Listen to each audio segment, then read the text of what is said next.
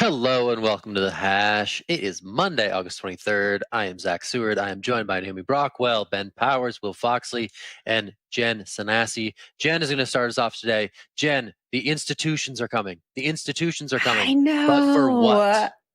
Lead us on. I think Will is going to be shocked by this. So Visa announced this morning that they purchased a Cryptopunk for $150,000. The company processed the transaction through a partnership with Anchorage, who is now the first ever U.S. bank to custody an NFT. Kai Sheffield, head of crypto at Visa, told Binance that the company thinks NFTs are going to play a really important role in the future. So they wanted to understand firsthand what it takes to acquire, custody, and interact with one. So makes sense to me. But Will, I want to pass this right down to you. If I told you in February that by the end of the year, Visa would be purchasing a Cryptopunk, what would you have thought? End of year, end of summer, they got a Cryptopunk. I don't know. This is, I don't really have words to describe what we're seeing right now. And we were promised flying cars, and instead we have banks custodying digital artwork. That's all like the thoughts I have. There's not much else to add to it. I don't know what they are learning from this experiment, except for, they're engaging with their community, I guess. But Zach, what is your thoughts? Yeah, it was interesting to see the Kai Sheffield thread on Twitter just sort of articulating the vision, right? He likened it to sort of just imagine the early days of social media, how crazy it would be to think that companies would maintain an active Twitter presence when they would engage with communities of people online. And for him to liken the NFT moment to the early days of social media seemed really wild, really crazy that institutional NFTs is something that we now have to discuss. I mean, it's just nuts. Like, institutional Bitcoin adoption. We were just talking about that, in the previous years. Institutional DeFi, we're hearing rumblings about that. Now we have Visa buying a Cryptopunk. I mean, that's really interesting to see that they've partnered with a custodian to make this happen and that they're going all in. I mean, to their credit, Kai Sheffield has been on the scene for a number of years. He's by no means a new entrant to this space. I remember seeing him at the Libra launch party in June 2019 in San Francisco. So for them to be ramping up their experimentation around crypto assets and not necessarily just quote unquote traditional crypto assets, really crazy. But yeah, I'm with Will on just being kind of dumbfounded that this is the news that we woke up to this morning. But I'll toss it back to you, Jen. I was reading this morning that Visa wants to become the engine of the Metaverse, and they are planning to purchase more NFTs. Now, Ben, I have to ask you, just because that shirt is so vibrant, I feel like that's something someone might wear in the Metaverse. What do you think of this? Do you think that's a lofty goal for Visa? I mean, I'm on the fence with this. Like, I just don't know what the purpose of this really is, and I don't really know what that means when they talk about NFTs, purchasing NFTs to drive, the Metaverse. Are they going to get involved in creating the Metaverse in any particular way? Like, what are they maybe going to put funding behind? Like, how are they going? Is there going to be like a Visa house, like a hype house or something with like TikTok influencers that live there in the Metaverse? Like, I don't know. I'm just building towards this, both absurdly but logical conclusion of how all this goes in some way. So I'm a little bit just confused about, kind of, Will, to your point, other than engaging with community, like what the value add here for Visa is, other than kind of like clout points. But Naomi, do you have any thoughts on this one? I want to hear from you. Well, I just want to chime in on them being the engine of the Metaverse line. That's the first I've heard of this, and it's kind of a little bit hilarious and ironic. Naval had a great tweet yesterday where he said the people working on finance, games, art, social networking, and the Metaverse who still don't get crypto are in for a surprise. So it's fascinating to see Visa thinking that they're going to come in and be kind of a leader in all of this when you have just this decentralized boom and flourishing going on that Visa is kind of the antithesis of. So I don't see them being the engine of the Metaverse at all. I see like the entire community that is being supported by all of these awesome decentralized tool being the engine. But Will, I'll throw it to you.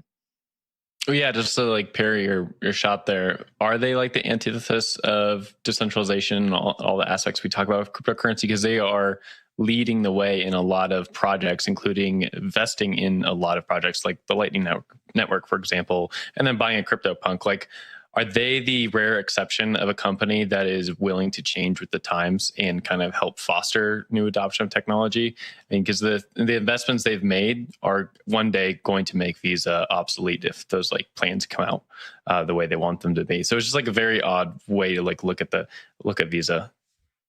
Yeah, it's an interesting point. You make a great point that if they're investing in all of this, they would make themselves obsolete. So maybe they are just recognizing that the future is decentralization and trying to hop on board. The reason I say that about, payment processors, and we'll talk about that later in the show, is just that they wield so much control. It's all about censorship of money, censorship of payments. And it's traditionally been a focal point that governments can leverage in order to curtail people's choices in terms of their finances. They can shut off entire industries. They have shut off entire industries, marijuana industry, porn industry, all of that.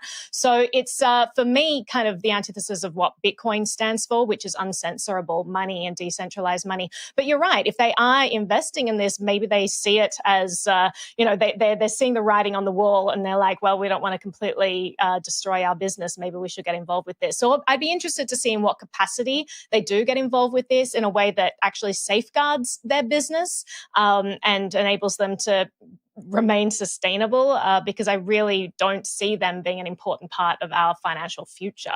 But let's change tracks there. I believe that the next story is my story. Is that correct? It is. Yes, we're going to talk about polyhack. So we've got some nice closure here. We've been talking about this for many, many segments now, watching this sort of crypto noir thriller, I like to call it, unfold before our eyes.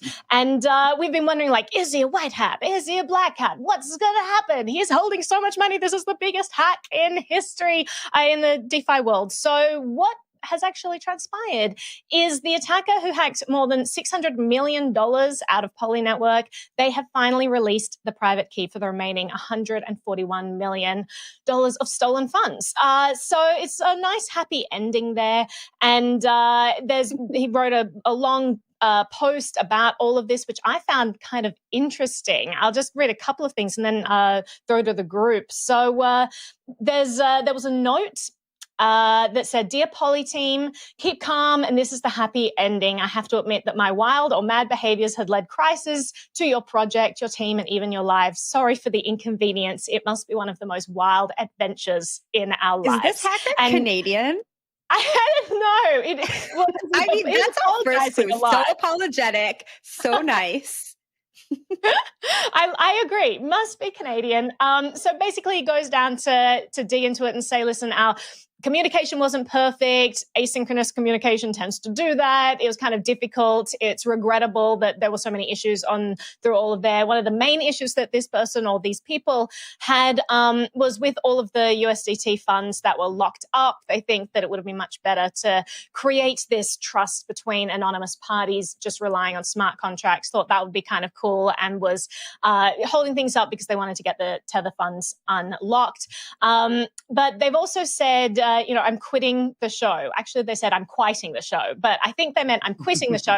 Believe it or not, I've never considered the shared wallet as the hostage for ransom. So they're kind of, putting aside this idea that we've been talking about on the show, like, are they a bad person? Do they have bad intentions? They said that they never considered it hostage. And they've also poured the bounty and compensation fund from donations into the shared multi-sig wallet. So they've added to that. And they said, not sure if it's convenient, but distributing the extra assets to the survivors would be the last request from this man. They signed off, your chief security advisor. So I like that we have closure here and understanding this. Will, I'm going to throw this straight to you and your thoughts on all of this saga, how it's panned out. And what do you think about all this? I think this is the greatest episode for conjecture right now. So I have so many questions about who this person is. Are they involved with the Poly Network team? Are they not involved with the team? Why did they take so long to bring the funds back if they were just planning on doing it? Why are they apologizing at this point? At one point, they were offered a job by the Poly Network team to be like the chief of security. I don't know what ended up happening with that. Are they going to get the bug bounty? Just like a lot of questions coming out of this. And so I think we need to start screening this to get it on the big film sets. I don't know what that's going to look like, but that's what I want out of this. $600 million heist ends up back in the hands of the original team just through like the abilities of like DeFi. Pretty interesting to see that. I don't understand his Tether comment either, so that's another question. Why was he holding the other funds captive so he could get the USDT back? Didn't really make sense to me. Zach, I want to hear your thoughts. Yeah, I don't know. I like this crypto noir angle. It's the show has finally come to a close on this one, and some dramatization of this surely is needed, whether it's a Canadian lead or other. I think I'd still watch it. Jen, I'll toss it to you for your thoughts. I just wanted to put it out there that if the hacker is watching this show, we will gladly have you on and disguise your identity, but we have a lot of questions for you. We should do the disguised voice thing too. Really creepy. Yeah, absolutely. Just make sure to stay like a boat and make sure that Canadian accent's there. Just to summarize, I'll just read another little excerpts from his note. It was really long, so we won't read it all. But he says, "Why do we fall? So we can learn to pick ourselves up. This incident must be a serious lesson to many of us, or even the whole DeFi community. Personally, I have learned and practiced a lot. I tried to point out some crucial facts about this crazy DeFi world. Please ignore my bad jokes since the beginning, and hopefully my philosophy could be inspiring, especially to those geeks who had behaved accidentally." So I kind of like that. It's saying like, we need to be prodding these DeFi projects. We need to be making sure that they're accountable, that they have good codes, they have good audits, and we kind of rely on the community for all that. So kind of a pretty interesting story. I'm a bit sad that it's all wrapped up now. I was looking forward to, our daily bite of where is it now? What's going on? But that is it. So Zach, on that note, let's go to break. What's coming up after the break? Let's take a break. We're going to go to the world of stablecoins. USDC with some new plans for what will back the crypto market's second largest stablecoin. Stick with us. Is this a race to boring in the stablecoin sector? Could be. Stick around. It's the Hash. CoinDesk indexes, the market standard for crypto assets since 2014. The CoinDesk DeFi Index is our latest product and provides insight and exposure into decentralized finance. Our indexes are key for investors looking to access and understand crypto markets. The CoinDesk DeFi Index is the best tool for a diversified approach to this compelling new category of digital assets. The CoinDesk DeFi Index, measuring the investable DeFi market. And welcome back to the Hash, the latest and greatest in crypto news. So USDC, which is a stablecoin issued by Circle and Coinbase, though maybe they moved away from that. We can get some insider knowledge from Zack here in a second, has pledged to move towards 100% backed by cash and short-term U.S. Treasuries. That comes after a note earlier this year, that said 61% of tokens were backed by cash and cash equivalents, which referred to cash and money market funds. That 61% number kind of put some people in a dizzy, kind of worried about the stability of that stable coin, and then kind of comparing that against Tether, which famously had that 76% backing back in 2019, 2018, when they were investigated by the state of New York for if the stablecoin was working or not, or if the stablecoin was backed equivalently. Zach, I want to get your thoughts on this. You teed this off right before we went to break. This is a race to be boring among stablecoins. I got to fact check you first of all as an editor. It's 74% backed. Okay, get the meme right. All right, get the Tether meme right. All right. Are you sure? 74? I'm sure. I just googled it to check myself. Get out there on Google. Yeah, double check. But who edits the editors to double check? Who's editing all the right, editors? Anyway, that's the question of the day. That's really the question of the day. Anyway, USDC stuff. I think what this comes in we've been talking about stablecoins. More and more people have been talking about stablecoins as they sort of become aware of this sort of system of value transfer that's sort of operating behind the scenes and on different rails than traditional money transfer networks. So I think this is absolutely in response to some of the scrutiny that was heaped on USDC, whether unfairly or not, whether questions around their backing were really rooted in legitimate doubt or in just some pithy tweets. But the idea here is that hey. Center, which is a consortium that's administered by Circle and Coinbase, is taking this stuff more seriously as these concerns reach kind of a fever pitch. I think, as we've seen this in Washington, we're seeing this across the industry. There's more and more questions about stablecoins and how they work in the system.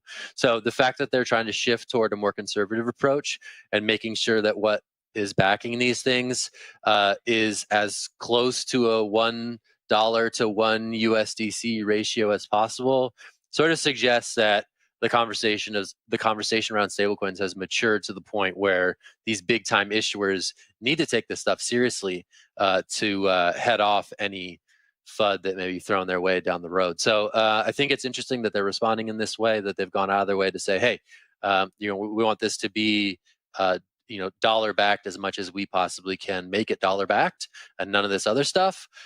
Interesting to see them come out loudly today and make these announcements. But yeah, that's just my initial thought.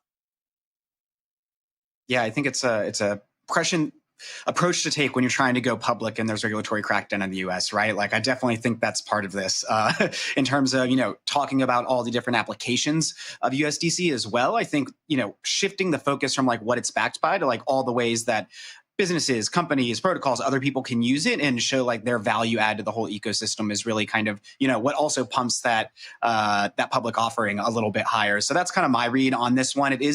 It'll be interesting to see how other stablecoins, like if they start to kind of take shots at each other based on these backings, because what this really does is it makes it easy for regulators and even the public to understand like what this coin is. And then, okay, how do we use it? As opposed to like, wait, what's actually, propping this thing up? But Naomi, I'll toss this to you.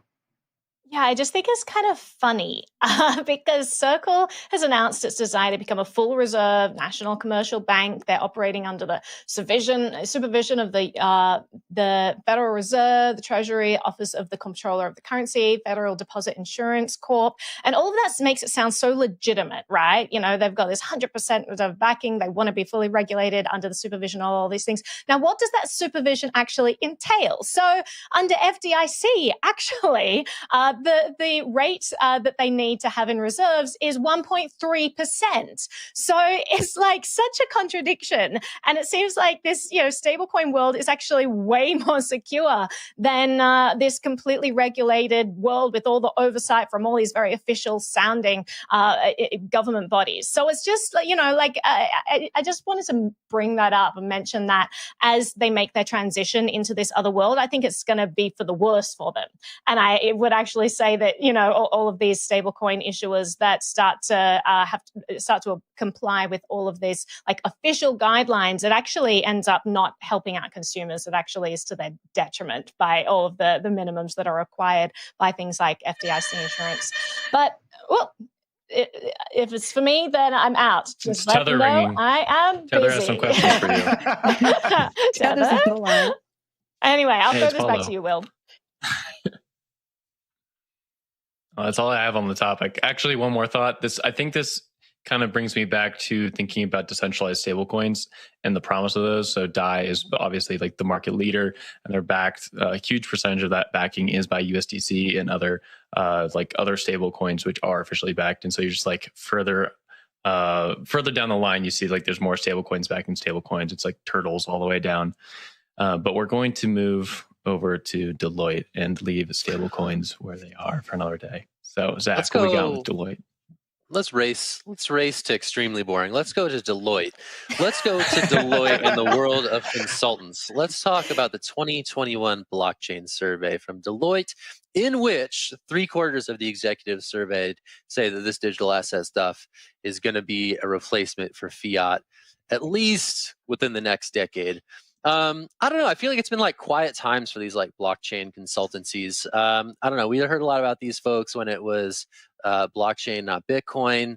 But it's been like, I think we've heard less and less out of these folks lately. And so it's interesting to hear from them. And they're still pounding the beat and talking to C-suite folks to see what they think about crypto and other digital assets. I'm just going to toss this right to Will. I mean, you think these Deloitte guys are going to make it? Is it not going to make it? Like, what's our take on what these findings suggest about the global state of crypto understanding in the C-suite?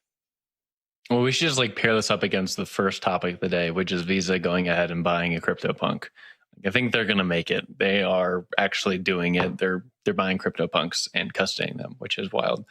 Yes, we see like a ton of these surveys throughout the years, like throughout the months, really. Just like bank after bank, they put a survey out. They say Bitcoin adoption is good or bad, and they have like a few analytical notes, whatever the way they choose to kind of like turn the data. I never find these things like particularly enthusing or particularly like useful. It's just like very vague assumptions about where things are going. I think where they are helpful is for retail to lower end institutional clients who are looking to get into the crypto market, and they need some sort of like validity from a larger firm like a Deloitte to get into the market itself. So like the more we see these things, it is bullish. But I think like if you're trying to actually like earn some yield in crypto, this is not your place to turn towards. But that's my very boring 2 cents there. Would have been, yeah. I don't think institutional NFTs was mentioned in this report, so they were not ahead of that curve. But that is some real bleeding edge stuff. Jen, I saw your hand up, and then let's toss it to Naomi. Yeah, I mean, it would be surprising to hear that C-suite executives didn't expect a major financial shift in the next decade. So for me, also, this was just like a lot of the same stuff that we've been hearing. What I would love to know, though, is what industries the 1,200 executives that were surveyed were from, because I do think that some industries are much more bullish than others. But I saw, Naomi, your hand go up. So I just want to set you up for your take on this. One of the points that came out of the survey was protection against data collection from big tech and private firms was the biggest benefit that executives saw when it came to CBDCs. Naomi, take it away. Yeah, what do you think of that? Adam, because like reading through this report, they make such vacuous statements, right? And I really don't understand what they're even talking about. Like they're saying that most respondents identify data security and privacy as the regulatory domain most in need of modification. But I didn't see where they really delved into what that modification looks like, what they actually mean by modification. Did anyone else pick up on that, Ben? Did you find anything that actually explains what kind of modification they're looking for? Yeah, I think more so, if you're looking at, like, if you're coming from Deloitte's perspective, right? Like you're hitting up like all kinds of C-suite executives, right? Like across industries, like they do consulting, like that's their bread and butter. So they're working with whoever wants them in a variety of different capacities. So, I mean, I don't have the specifics on that one. My read is that data security is such a liability in a lot of different ways. When you look at like GDPR, when you look at like the CCPA in California, in terms of companies having to be responsible with it, that they want more assurances. I mean, look no further than what just happened with, for example, the Poly Network. Like they want assurances that the data that they're using in these enterprise potential blockchain solutions or digital assets, which again is a huge catch-all umbrella, will be secure. Crypto in particular has a history of not being particularly secure in a variety of different instances. So that was kind of my read there. The privacy regulation aspect, that one's a lot odder to me, because that seems to kind of point to the fact that within digital assets, they want a little bit less privacy in regards to it, which again goes into compliance concerns. So those are my initial thoughts, Naomi, for like what areas they're really concerned about tackling here from Deloitte's and this sort of like business perspective around digital assets. Yeah, and stable coins and CBDCs certainly jumped out in some of these findings the respondents shared. All right, let's go to something else. Ben, take it away. For sure. Let's bring it full circle. We went. So we opened up the show talking about Visa and kind of along those lines and the potential, guardrails and payment stoppages that Visa can put on a variety of different companies. But late last week, it was reported that OnlyFans is going to stop, allowing posts involving sexually explicit acts to be put on the platform. OnlyFans is kind of notoriously popular for being explicitly about that and giving a sort of safe way for sex workers to like monetize their content and also, be able to acquire things through direct deposit that helps to give them credit, payment statements that are really good for like things like improving their credit score or like buying a car or renting somewhere, very integral parts of like a person's daily life. So this, OnlyFans alluded to, came at the behest of their banking partners and potential investors. And some of their banking partners are, yes, Visa and MasterCard. MasterCard explicitly has pushed back against that, saying we did not influence this decision at all, but it's created a real kerfuffle is one word to put it, rug pulling people's employment prospects out from under them is another way to put it. But it's really created a large conversation about the viability of sex work and the importance of it within our modern context, as well as the ways that gatekeepers can just shut things down without, any form of recourse. Naomi, I want to toss this to you first to get your perspective. Yeah. So, I mean, lots of things to cover here. First of all, it's absolutely no surprise that this is the direction that payment processors are going on. There's this very murky, incestuous relationship between payment processors and the government. Sometimes it's hard to know, who's pulling what strings. In the past, we've seen lots of crackdowns on other platforms. We notoriously saw, Pornhub payment processors kind of left there. We saw Patreon payment processors started to clamp down on the kind of content you could have on those sites. And really, I mean, all of that was happening probably like end of 2018 and in 2019. And it was very clear then that was going to be the next wave of people into crypto. And also, if you look at, where crypto thrives and what really makes it a robust economy, it's really the kind of gray markets, right? So drugs, prostitution. And so it absolutely is no surprise that this could be another bedrock of cryptocurrency, because you have people in an industry that a lot of government officials and a lot of payment processors don't approve of. And so then they start to censor the choices of people in those industries. So, I think that we are going to see, I mean, what surprises me about this is OnlyFans kind of rolled over, mind the pun, and said, okay, we'll just stop all the sex stuff on our sex site. And instead, they weren't like, okay, well, we'll just add more cryptocurrency options, because it is very clear that they just need something that's uncensorable, because they're about to lose their entire business model. I mean, this is akin to a prostitution house turning around and saying, oh, due to regulatory pressure, we're now going to be a restaurant. Because OnlyFans is now saying that they're going to be offering like cooking classes. They're going to do cooking videos. Yeah. No one is on the platform for. So this is completely like a different business. So, I mean, I think it's crazy that they're just going along with this and are kicking these people off the site. It really is turning the back on the people who built this platform. They became popular because all these other people had nowhere to go. And so, OnlyFans came out as this kind of bastion of hope for people in this industry who wanted to make a living. So it is sad and startling to see. But, I'll throw to the rest of the group. Will, what are your thoughts on this? Well, Jen, I'll throw it to you first. I'll come back to my thoughts. Saw your hand go up. Oh, sorry, Jen. Sure. No worry about it. No worries. I kind of echo your thoughts, Naomi. I'm really surprised from a business standpoint that they gave in to the payment processors. If it were in fact the payment processors who said, we don't want to be involved in this anymore, because they had a projected revenue for 2021 of $1.2 billion. So even if we talk about okay, maybe they're not getting VC funding, $1.2 billion in revenue is a lot. I don't think at this point they would need to raise another round of money. And so something curious is going on here, and I don't know what it is, but I'll pass it back to you, Will.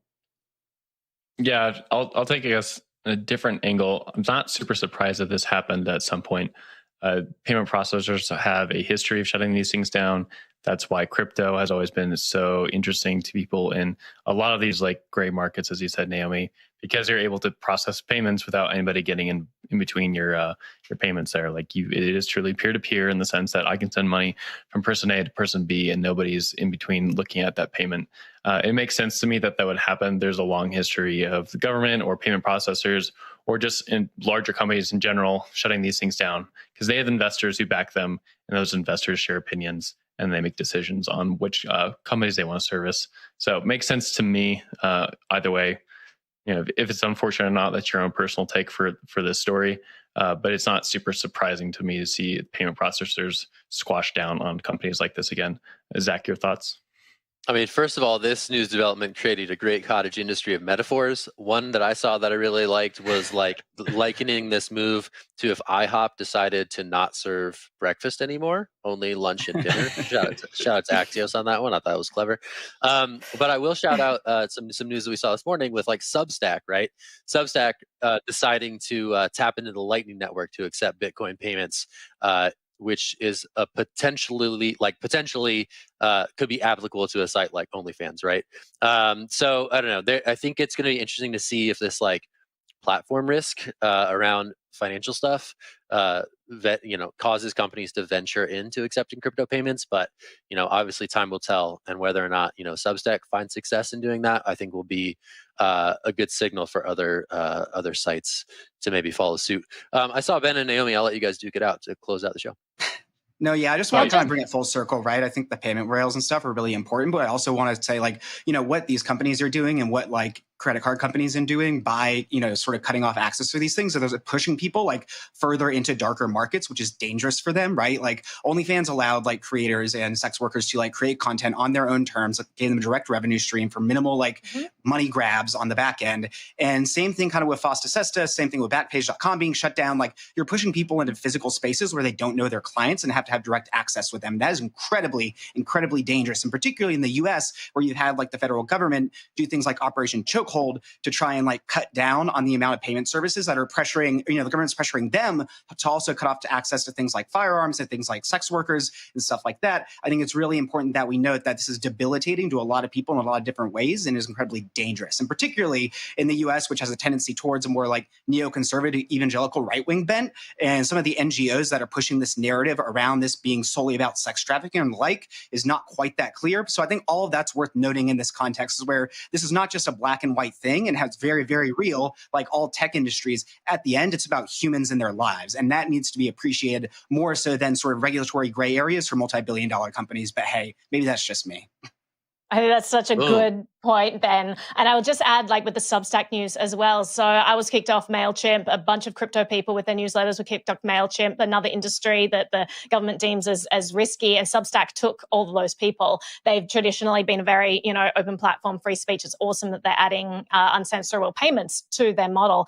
And just on the side of regulation in finance and like who pulls the strings, I mean, when you have an industry that is so heavily regulated as the financial industry, then you end up with all these payment processors and people, businesses in that industry who have to, appease the right people and make sure that even if like they're not doing anything illegal, they still have to abide by the whims of all these politicians because otherwise they can't expand. Otherwise they can't, go into other areas in finance. And so really it is a way for governments to curtail choices via these payment processes. We saw it with WikiLeaks and when the government, stopped payments and donations being able to be processed to them. And so crypto really has been the savior all along. I think it's going to be the savior in this industry as well. But Zack, I'll throw it to you for wrap.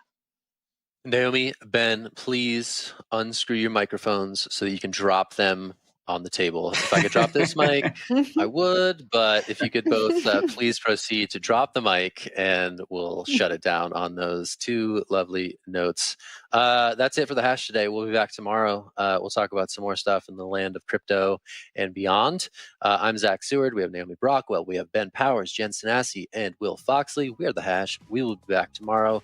If you want to tune into more CoinDesk TV, go to the website at 3 p.m. Eastern and watch all about Bitcoin. And until then, there's all sorts of good stuff to catch up on CoinDesk.com. All right, that's it for today. We'll see you tomorrow. Thanks again for sticking with us. And you're great. Go have a great week. All right. See ya. Bye. Bye, guys.